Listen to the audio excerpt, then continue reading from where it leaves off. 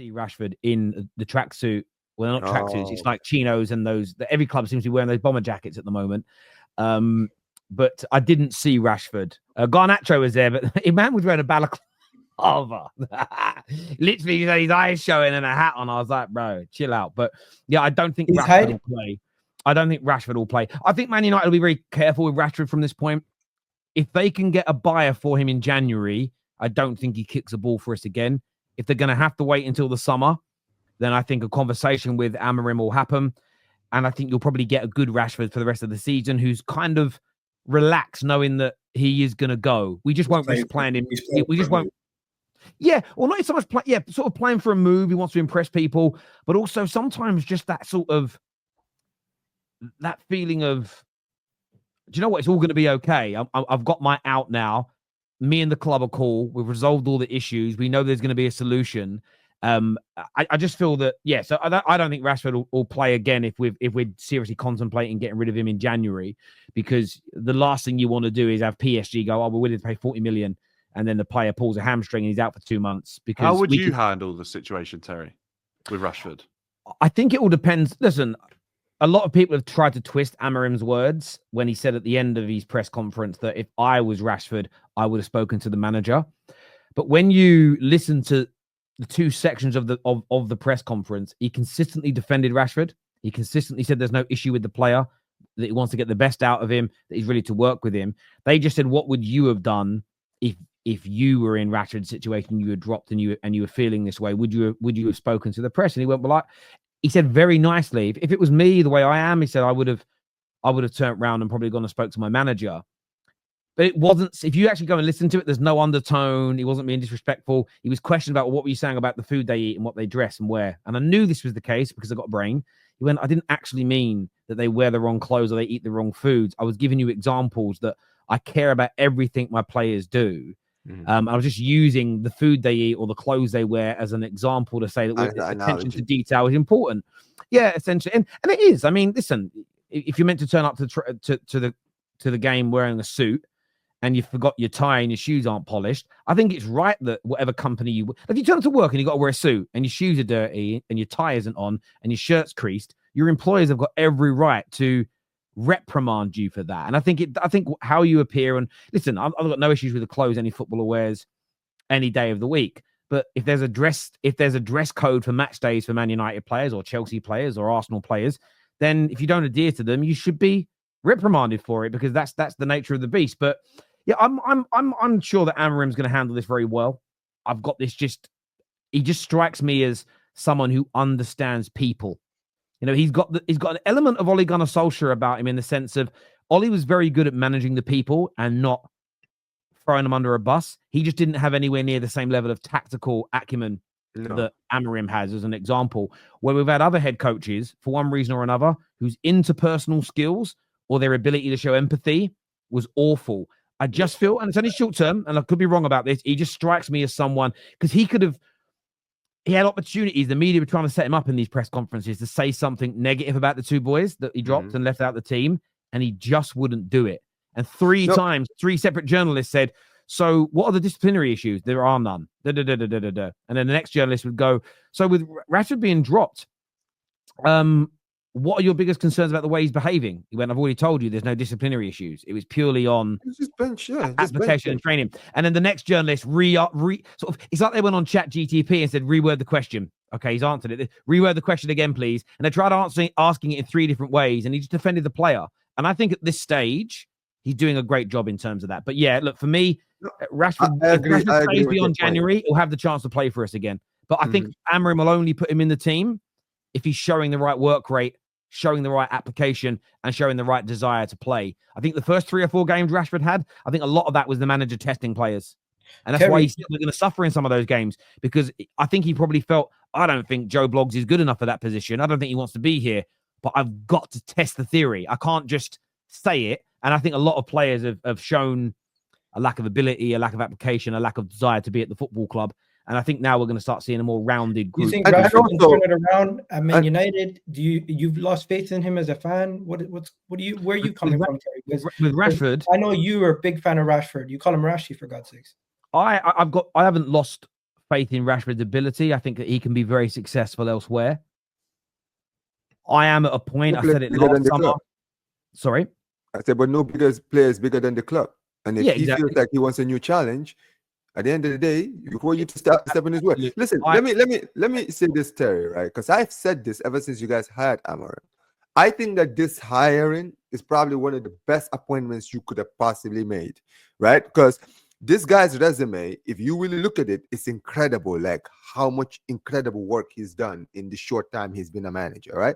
You think about like he started at Braga in his management career. Braga, before he arrived there, hadn't been in, I think, the Champions League since what, 1950s, right? He ends that basically that almost half a century record, right? And then he leaves Braga, goes to Sporting, and ends Sporting's 20-year wait for a league title. And not only does he do it once, he does it twice in an era where Benfica and Porto were basically dominated for 20 years, right? And also his eye for talent is incredible. I think that when you look at this United team needs rebuilding. They need a new, basically a new face, right? They need a complete facelift, right? And I think that Amorim has what it takes. And I think that for me, I feel like when it comes to Amorim, they just have to give him the tools and now really question him. You understand what I'm saying, right? Because he's proven that. No, I think you're right on that. Just on Rashford, just for the interest of time, I'm personally gutted it hasn't worked. But my personal feelings are irrelevant when it comes down to what's best for the football club. You know, and I saw in the summer a lot of Chelsea fans upset about Gallagher going and Chalobah. And what I always felt weird about that is they weren't good enough for your football club. If I think about the best the midfield players that made you a great side, that gave you your first ever great team and your first ever period of genuine top flight sort of dominance and relevancy in Europe, Champions League level I'm talking, I look at it and think, does Gallagher, does Chalobah, as examples, do they get on your bench? No. And I think them and Rashford, though. No, they would though. They're good enough to. They wouldn't. No, they would not the bench. Dazasti gets on the bench. Dazasti gets on the bench. Hang on. Sorry, guys. So you're saying, Dan, that Dazasti gets on your bench in 04, 05, 06? Oh no! I thought you meant now. I'm talking. That's when was Steve Sidwell getting on the bench though? Like, let's be realistic here. Like, players would get. Like, I think the reason Chelsea fans wanted people like Conor Gallagher to stay is because every time they came on the pitch, they gave 110%, and we could trust in that. And he could, David, you can shake your head all you want, but everyone knows that's what Conor Gallagher was known for. That's why Chelsea fans took an affection to him. That's why Chelsea fans were upset to see him leave. So Dan, I understand. Rashford has never done that, by the way. Rashford's never done that. Never done what? Rashford's never been on the pitch and been able to be trusted by the United fans to give 110% every single game. That isn't true. I'm a United fan. There's been periods. There is periods where, again, if you're someone that doesn't rate him, then maybe you didn't trust him. But there was large periods of time where I used to be, if he was on the bench coming on, I was excited. I was looking forward to watching him play, where he did work hard, where he did score lots of goals. The point I'm making is this. I understood you trusted Gallagher because you knew he'd give 100%. Right now, we can't trust Rashford to give 100%. But if they're not good enough to get United back to the highest level and they're not giving 100%, there's no point in being there. From Chelsea's perspective, if you can find a player better than Gallagher that also gives 100%, like Caicedo, like Enzo, like Lavia, then there's no room in your team and squad. I mean, there's already rumours that Dewsbury Hall that you brought in the summer may be allowed to go out on loan in January. And I look at that and I think that's elite level Chelsea. You brought a player in that you thought could do something. He can't kick a ball. He can get nowhere near your first team. Well, there's no point just letting him sit around here rotting. Let's get him out on loan. Let's keep his stock high and bang, sell him. Maybe even turn a little bit of a profit on him as an example. And Man United have got to get into that same mindset. And look, unfortunately, my predictions about what Rashford could do for Man United haven't been fulfilled.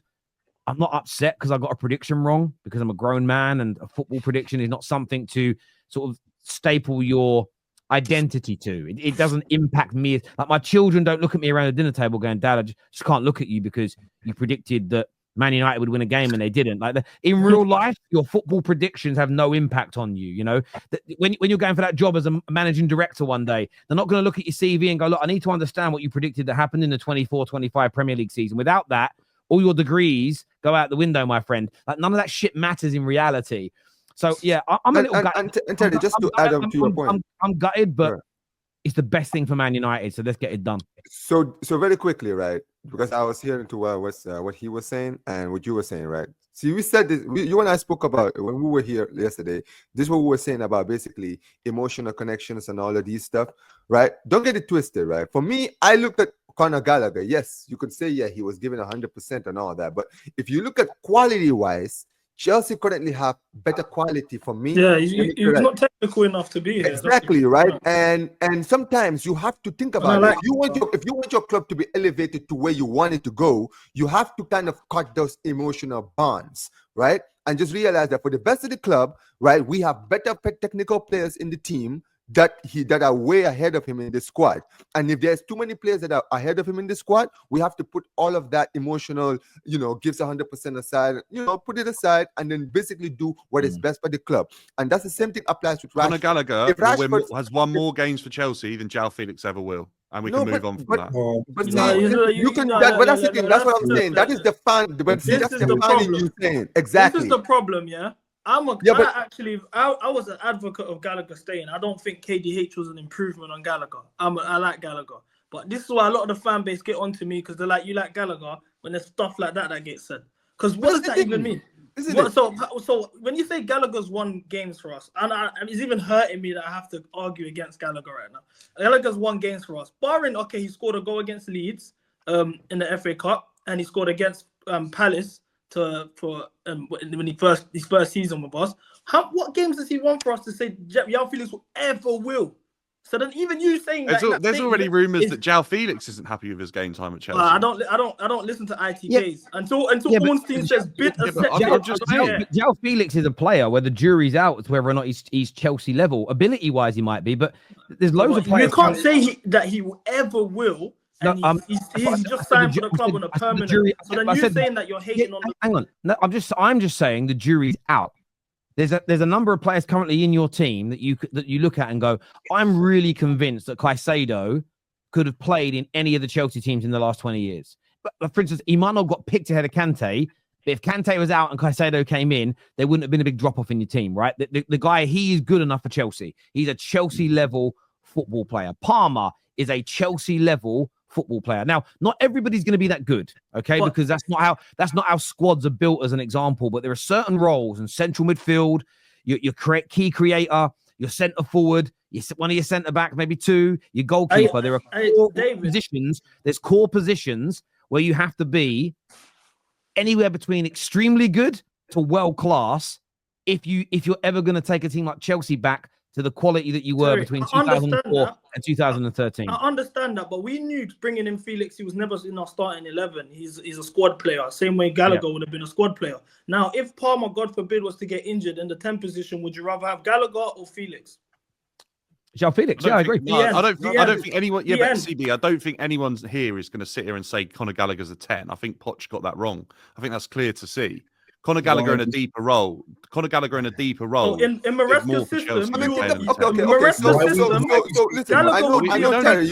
I know you want to move on, Terry, but let me just finish by saying this. If you look at Conor Gallagher right now at Atletico, he was starting a few games. He's no longer starting for them anymore because.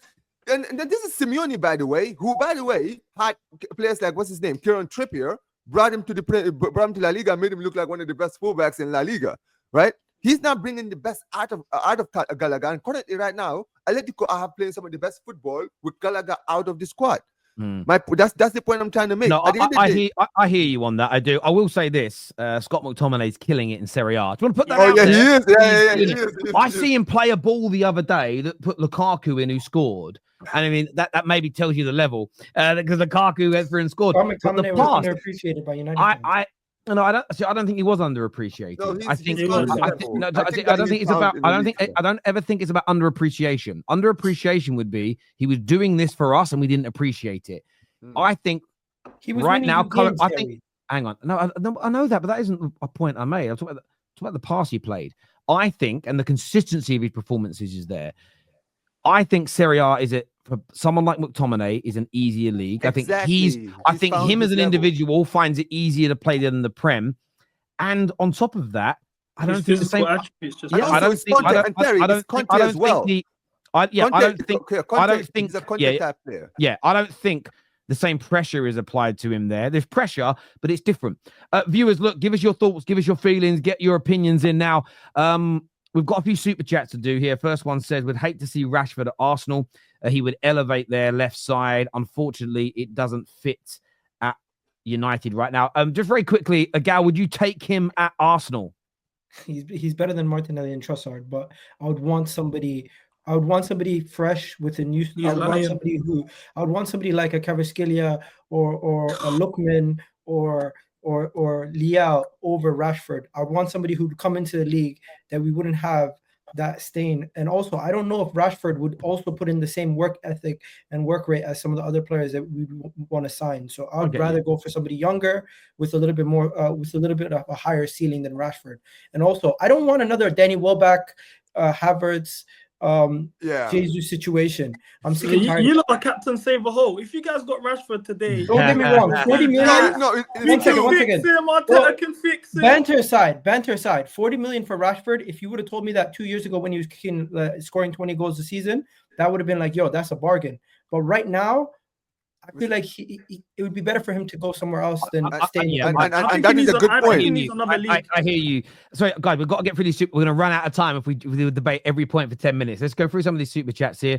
This is United advantage today. Amorim's in-game management. Yeah, he's very, very good at doing that. IVO says, cheers, Terry. United will win today. I hope we win today. I really, really do. Sorry, we've done that super chat. Gallagher isn't good enough, but Chalobah is.